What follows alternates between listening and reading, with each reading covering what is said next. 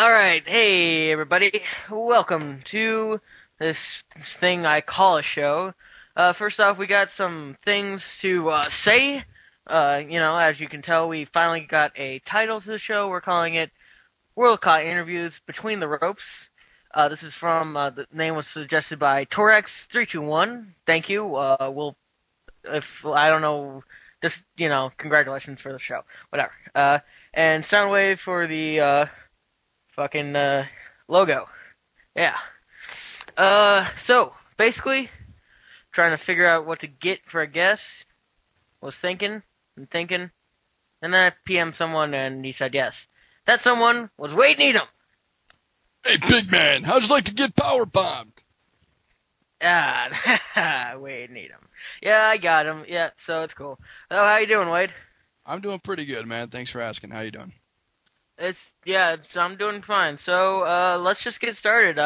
How did you, the original, Slam Jam, how did you really get started with that, Well, I jerked off on the toilet seat, and the cum looked at me and says, "Make CAW." No, What the fuck?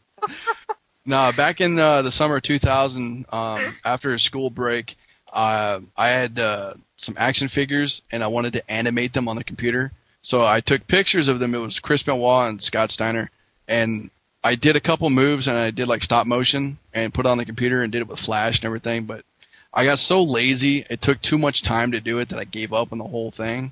So like 4 years later, I did like a little video e-fed for about a week with my buddy Scott. And people would role play. I would record the matches with the webcam in front of TV on Here Comes the Pain. People kind of liked it, didn't bring that many hits into the website, worldwrestling.net at the time. But then when I was a columnist over on NoDQ.com, I saw that Rift was doing music videos of his favorite horror icons like Freddy, Jason, Michael Myers, and all them. And it was funny because I emailed Rift, and I still got the email in my archive. I emailed Rift, and I said, dude, I want to say first off, the videos were great. Very entertaining, very entertaining. However, over on my site, worldwrestling.net, I'm going to one-up you, buddy. 3 days later, Slam and Jam debuted.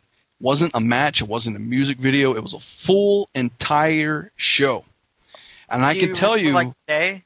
What's up? Can you remember the day that it came to be, like the Slam Jam, the original? February 2nd, 2004. February 2nd, Yeah. 4. Groundhog's Day. Was it? Yeah, it's Groundhog's Day, dude. Okay. Cool. But I remember the card too. Really? Yeah. The opening match, I used the Backlash Arena on Here Comes the Pain. And I didn't have a capture card. I didn't know what a capture card was at the time, so I had the webcam in front of the TV with the sound full blast. And the first match was Jay versus Pauly Shore. And it was cool because Jay, the entrance I had for him was when he was in that shopping cart and he would go down the ramp and hit the ring. That's the best one. Yeah. And I forgot who won that. But then I had Tony Montana versus Stifler. And then the main event was Silent Bob versus Babe Ruth. And Silent Bob won the match. Wow, that's something. I mean, think about it. Like, it seems like half those guys are not even in Slam Jam, the new one, Yeah. But it was funny. When I was making Babe Ruth, I wasn't trying to make Babe Ruth. I was trying to make Fred Flintstone, and the face looked like Babe Ruth so much. I said, fuck it. I put a jersey on him. So the Really? Babe is accidental. Really? So that's something right there. Yeah, because I wanted Fred Flintstone. I thought Fred Flintstone would have been funnier than Babe Ruth, obviously. Yeah. Yeah. Okay, how about next question? As you probably obviously know, Bobby Spade, Yeah. How did that come around? How did that come to be, Bobby Spade? Well, Bobby Spade is a real person. No, I'm joking. Really? No. When I did commentary for No DQ, which was like 3 weeks after Slam Jam, Rift, after a while, he told me that he needed me to have a broadcast partner. So I'm like, okay. So he put like a notice on the forums, and people submitted like their little sample works and everything. And it's funny because at the time there was a kid that submitted his thing that Aaron and I almost went with because we liked his passion and he had a pretty nice voice. and he would have fit perfect in the color role while I did the play-by-play. And the kid's name was Alan Caesar III. Really? Whoa, Yes. that's Dr. Pizza. Dr. Pizza, Sonic the Hedgehog, AEC. That's his initials, right? AEC? I believe so. Yeah, I wonder I'm what not. the E stands for, like Ezekiel or something, maybe? I don't know. That's okay. That's kind of random that it would be Ezekiel, but I'm just trying to guess. I'm not bagging on if he's listening to this. I'm not bagging on you. I was just kind of wondering, just pop a little joke out there to break the ice a little bit. But I never know, if he's going to take something as an insult or not. He's a good guy deep down. He's a real good guy. But we almost went with him as my broadcast partner.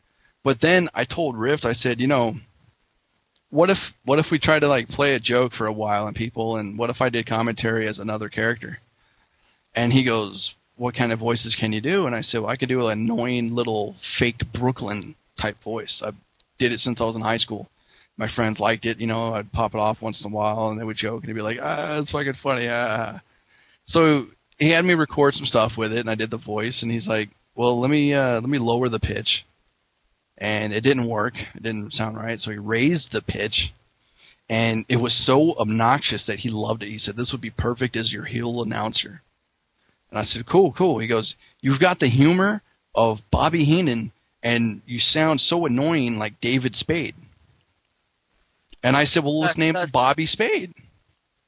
Really? So that's how the name came to be. Bobby Heenan plus David Spade equals Bobby Spade. Exactly.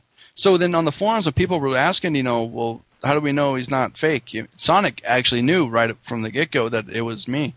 But we tried to hush it and try to hold it down. Some stuff that I regret that we didn't do. We could have just private messaged them and told them, hey, okay, it's me. Just don't tell anybody. But we didn't do that. We silenced them. I regret doing that. Regret having Riff do it. But yeah, he was the first one that found out, and people wanted to know if he was a real person. So we went to Google and we found pictures of this dude that looked like Screech from fucking Saved by the Bell, and he had like chopsticks coming out of his nose and shit. And we said that was him. That's Bobby Spade. That's Bobby Spade. And the look's like stuck with him. Because every time I do Slam and Jam and I make Bobby Spade as the GM, I make it based off that picture with a couple new upgrades and everything. See, you know what? I would always wish that guy who actually had that picture, he actually watched this and like he actually saw his picture. Like, hey, that guy looked kind of familiar. Holy shit! That dude's famous now. So, well, how about this? Are we ever gonna see a Wade Spade combination comeback maybe someday? Highly doubt it because one, I like to use Spade as the general manager role, and number two, starting with CAW stock, my buddy Theo and I are going to be doing the commentating for Slam Jam.